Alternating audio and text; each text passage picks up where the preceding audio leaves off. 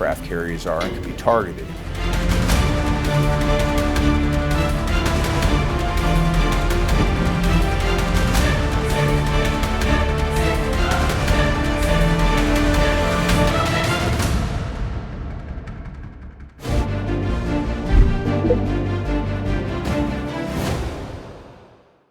안녕하세요. SBS 외교안보팀장 김수영 기자입니다. 오는 11월 미국 대선이 다가오면서 실시되고 있는 각종 여론조사에서 트럼프 전 대통령이 바이든 대통령을 앞서고 있다는 결과가 잇따르고 있습니다. 성추문 입막음 사건 1심에서 미국 대통령으로는 처음으로 중범죄로 유죄 판결을 받았지만 지지율 추세에는 큰 변화가 없습니다. 오히려 트럼프 지지층은 더 단단하게 집결하는 모양새입니다. 트럼프 전 대통령이 정말 백악관의 주인으로 귀환하게 되면 어떤 일이 일어나게 될까요? 한반도는 물론 전 세계는 어쩌면 경험해보지 못한 변화를 맞게 될지 모릅니다. 한국을 찾은 트럼프 정부의 마지막 국방장관 대행 크리스토퍼 밀러와 단독 인터뷰를 통해 이런 변화의 방향을 예측해보겠습니다.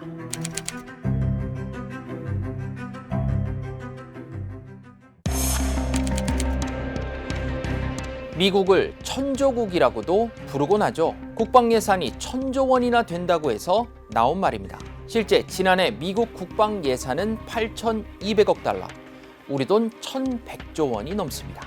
우리 정부 예산은 639조 원이니까 미국 국방 예산만 놓고 봐도 우리 정부 예산의 2배 가까이 된다는 얘기입니다. 그런데 이 천문학적인 미국 국방 예산을 밀러 전 장관 대행은 절반으로 줄여야 한다는 주장을 내놨습니다. The United States Department of Defense probably wastes more money on copy paper in 1 week than the Republic of Korea spends on their national defense in 3 months. These are the things that we need to evaluate, and these are the things we need to assess.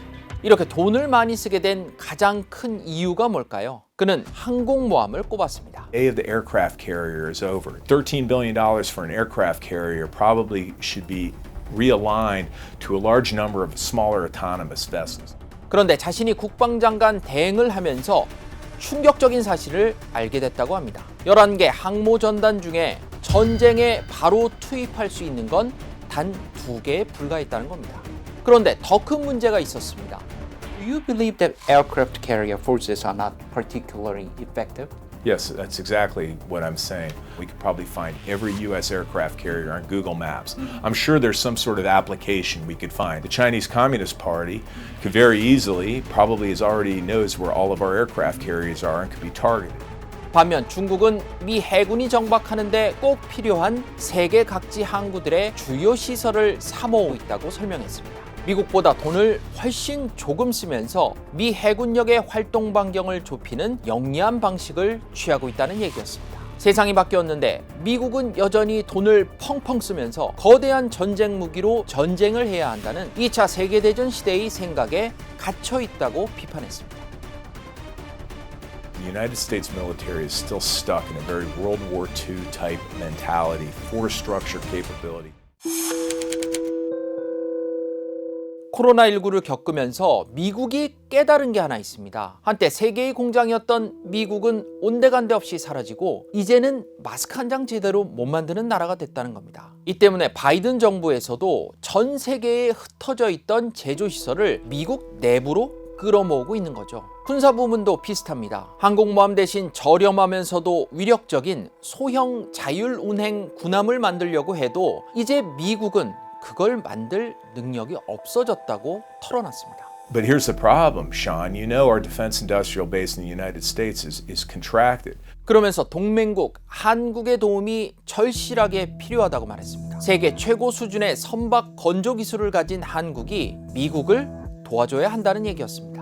You're the largest shipbuilders in the world, absolutely top-notch, best in the world. We talk about our defense budget. We need to be sharing capabilities, more partnership between the Republic of Korea and the United States on shipbuilding. 그 방산 우리 혼자 힘으로 안 된다. 미국 혼자 힘으로 안 된다.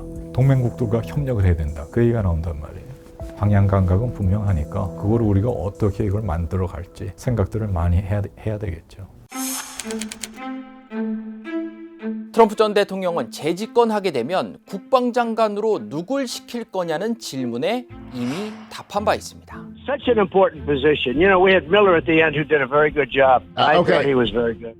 말 많고 탈 많던 트럼프 전 대통령. 하지만 밀러 전 장관 대행은 자신은 트럼프와 일하는데 전혀 어려운 점이 없었다고 말했습니다. I found President Trump extremely smart, very thoughtful, and a very, very good decision maker. So I had absolutely no problems. He always listened to the input of his cabinet secretaries and his advisors. 그런데 이런 평가, 제가 2년 전 밀러 장관 대행 직전까지 국방장관이었던 마크 에스퍼와 했던 인터뷰 내용과는 정반대였습니다. The fact is, he doesn't like when people oppose him or rebuke him because it's somehow his ego couldn't handle somebody pushing back. 오히려 밀러는 트럼프의 지시를 이행하지 않는 강요들이 문제였다고 저격했습니다. 미군 철군은 물론 군대를 투입해 시위대를 해산시키라는 트럼프의 명령을 거부했던 건 에스퍼 전 장관이었죠. And this is where he suggested to General Milley, he asked the question about can't you just shoot them in the leg. Oftentimes, cabinet officials, they selected the things that they thought they should present to President Trump. You should present him with all the options available for him to make a decision. 에스퍼 전 장관은 밀러 같은 맹목적인 충성파를 임명할까봐 임기 말 트럼프 전 대통령에게 수모를 당하면서도 자리를 지켰다고 말했습니다. 대통령이 아닌 헌법에 충성하겠다는 성스러운 맹세 때문이었다는 겁니다. So I was concerned about that and certainly had no confidence that the president would not put somebody in that was a complete loyalist who would do these things. 그런데 말이죠. 밀러는 이런 말을 한 에스퍼에 대해 참기 힘든 모욕감을 느꼈다고 말했습니다. Are you, as he claims, a total Trump loyalist? Like Chris Miller was somehow a loyalist that was going to violate the Constitution of the United States, I find absolutely repugnant, and it bothers me a great deal. 대통령의 지시를 이행하기 싫은 장관은 자기가 먼저 그만둬야 할 도덕적인 의무가 있다는 겁니다. 절이 싫으면 중이 떠나야 한다는 거죠. That there's a degree of moral cowardice there because if you are so disgusted or upset with the policies of your boss, in this case the President of the United States, moral and ethical obligation to resign. 그렇다면 트럼프 전 대통령은 밀러 전 장관 대행을 왜 좋아하게 됐을까요? 길지 않은 국방장관 대행을 하면서도 세계 각지의 미군을 철수시키라는 명령을 충실히 이행했기 때문입니다. Withdrew troops from Somalia, some from Africa, some from Syria, Iraq, and we drew down forces in Afghanistan. The United States military, it almost becomes a perpetual motion machine when set in motion. Sometimes you have to put a stop to it. 철수하려고 상황을 파악해 보니까 소말리아에 주둔하고 있던 미군들의 상황이 실제로는 이랬다고 합니다. Somalia was a great example. 800 people there. 400 of them were support personnel. We had a fire station there. You had gyms. Like that's not the purpose of our deployment there. 일기 트럼프 정부에서는 이른바 어른의 축으로 불리던 중량감 있는 인사들이 중심을 잡고 트럼프의 변덕을 누그러뜨리는 역할을 했다고 알려져 있습니다. 그렇다면 트럼프 2기가 들어선다면 가장 중요한 인성 기준은 무엇일까요? 자기 생각보다는 대통령의 명령을 충실히 수행할 수 있는 충성심이 제일 중요해 보입니다. President Trump speaks in a way that they understand and they're willing to take a chance that he is going to transform, our government and to be able to better serve the American people. 본인 판단으로도 훨씬 잘할 수 있다라고 생각하고 있는 것 같습니다.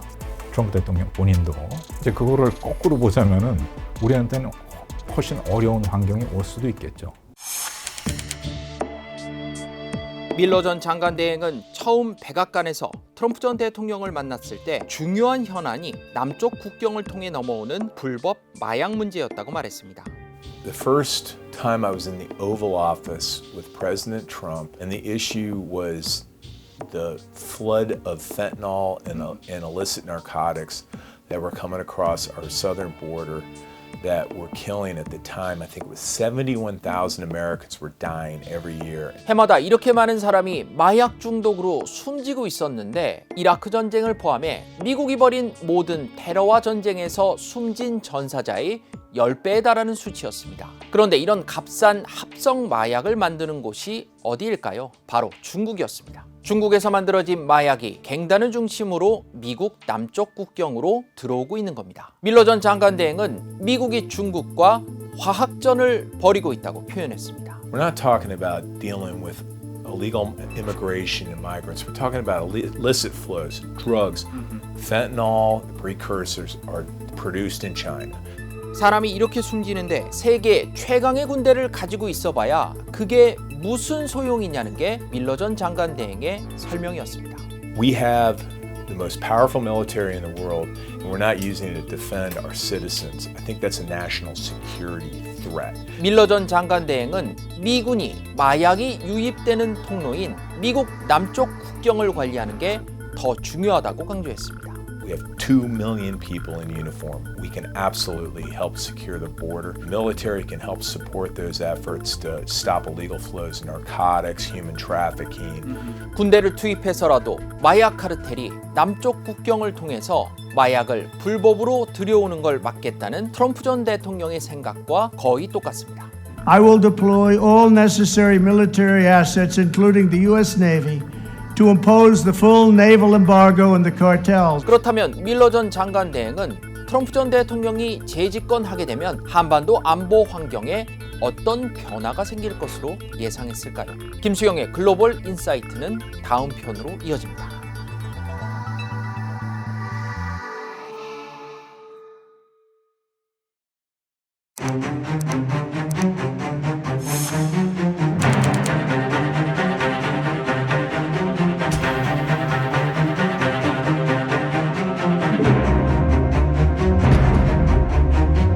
This was a rigged, disgraceful trial. The real verdict is going to be November 5th by the people.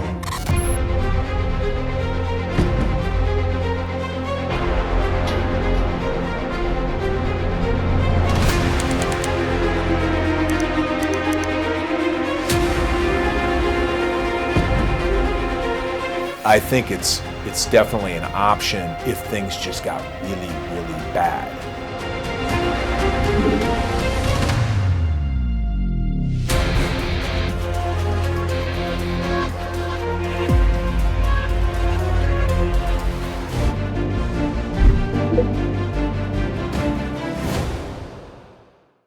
안녕하세요. SBS 외교안보팀장 김수영 기자입니다. 우리가 트럼프 전 대통령의 재선 가능성에 촉각을 곤두세우는 건 그의 귀환이 한반도를 둘러싼 외교 안보는 물론 경제 환경까지 엄청난 영향을 미칠 수 있기 때문입니다. 지난 편에 이어 트럼프가 재집권하게 되면 국방장관으로 유력하게 거론되고 있는 크리스토퍼 밀러 전 미국 국방장관 대행과 단독 인터뷰를 통해 이런 변화의 방향을 예측해 보겠습니다. 지난해 북한 열병식에 등장한 전술핵 운용부대 단거리 미사일 운용을 전담합니다. 북한판 이스칸데르 KN-23 초대형 방사포, 장거리 순항 미사일 모두 남한을 공격 대상으로 하는 핵 탑재가 가능한 무기입니다. 군사력 세계 5위로 평가받는 우리 군의 36위에 불과한 북한군은 사실 적수가 될 수 없습니다. 비대칭 전력인 핵을 빼면 말이죠. 사실 윤석열 정부도 지난해 초만 해도 한국의 핵무장이 절대 안 된다는 입장은 아니었습니다. 대한민국에 무슨 전술핵 배치를 한다든지 우리 자신이 자체 핵을 보유할 수도 있습니다. 이런 우리 정부를 달래기 위해 미국은 한미 정상회담 이후 핵 협의 그룹을 출범시키고 수시로 핵 잠수함, 전략 핵폭격기 등을 한반도에 출동시키고 있습니다. 미국의 핵 우산을 기반으로 하는 확장 억제 전략을 믿어달라는 거죠. 밀러 전 장관 대행은 전술핵 재배치는 분명 선택지가 될 수 있다고 말했습니다. 한국의 동의가 전제였습니다. Do you think redeploying U.S. tactical nuclear weapons to South Korea is a feasible option? That's always on the table, but I think we have to be really respectful of the Korean people. I think it's definitely an option if things just got really, really bad. 사실 냉전 시대 구소련에 대한 견제 목적으로 주한미군에 전술핵이 배치된 적이 있었습니다. 1991년 미소 간 체결된 전략무기 감축 조약을 계기로 전술핵이 한국에서 공식 철수했던 겁니다. Convinced that the move should be up to North Korea to meet the international standards to comply with IAEA.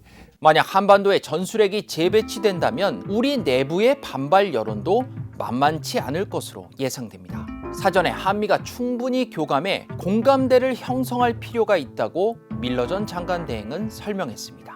American tactical nukes, there'd have to be some sort of wink, wink, nod, nod. But I still think that would be a decision. There'd be an enormous amount of forethought before something like that happened. 미국 공화당은 한반도 전술핵 재배치에 더 적극적으로 목소리를 내고 있습니다. 공화당 상원 군사위 간사인 로저 워커 의원은 북한의 핵과 미사일 개발에 맞서 한국에 전술 핵무기를 재배치하고 나토처럼 핵무기를 공유하는 방안을 제시했습니다. 공화당 상원 외교위 간사 짐 리시 의원도 한반도 전술핵 재배치 카드를 제시한 바 있습니다. We should explore options for returning nuclear weapons to the theater for the purpose of assuring our allies. Discussing this should not be a taboo. Our enemies are watching. 확장 억제 의지를 보여주려면 전략무기 전개를 자주 해야 하는데 트럼프 전 대통령은 이런 군사훈련조차 반대했습니다. 돈이 많이 들기 때문입니다. 전술핵 재배치는 공화당 내부 여론이 호의적인데다 비용 대비 효과가 높다고 판단이 들면 트럼프 전 대통령도 전술핵 재배치 논의에 관심을 갖게 될 수도 있습니다. 전술핵 발사 버튼을 여전히 미국 대통령이 갖고 있기 때문에 상대적으로 부담이 적을 수도 있습니다. 사실 가장 민감한 문제는 한국의 자체 핵무장입니다. 최종현 학술원이 올해 초 실시한 여론조사에서 여전히 70%가 넘는 우리 국민이 독자 핵 개발에 찬성하는 것으로 조사됐습니다. 그렇다면 트럼프는 한국의 독자 핵무장을 용인할 수 있을까요? Would you, the United States, tolerate South Korea's independent nuclear armament? The question about nuclearization of South Korea is ultimately a decision, a question that needs to be answered by the Korean people. 보호자처럼 미국이 하라, 하지 마라 하는 건 트럼프 전 대통령의 스타일이 아니라는 겁니다. The days of patronizing relationship, maybe a paternal relationship where the United States was somehow seen as pulling the strings or giving guidance, I got to tell you, that's not the way President Trump works. A lot of people in South Korea think that's the matter of approval of the United States. I think that's old think. I don't think you're going to see a finger wag or some sort of declarative statement. 밀러는 한국이 결정할 문제라면서도 미국이 한국의 독자 핵무장을 용인할 건지는 끝까지 답하지 않았습니다. 워싱턴 일각에서는 한국의 핵무장을 용인해야 한다는 주장이 나오고 있지만 미국이 유지해온 핵의 비확산을 포기하는 게 쉽지 않다는 분석이 지배적입니다. 핵의 비확산 문제 있지 않습니까? 그건 사실은 그 워싱턴 조야의 굉장한 그 중요한 이슈입니다. 이 핵무장 문제는 그렇게 간단한 문제가 아니에요. 핵확산 금지 조약, NPT 체제와 갈등할 수 있고 자칫 한미 동맹이 와해될 우려도 있습니다. 한국이 자체 핵무장을 하게 되면 국제 NPT 체제와 한미 동맹을 믿지 않는다는 전제가 돼야 가능하기 때문에 현실적으로 대단히 채택하기 어려운 것이라고 생각하고요. 더 걱정스러운 문제가 있습니다. 트럼프가 재집권했을 때 사실상 핵을 가진 북한과 군축 협상에 나설 가능성입니다.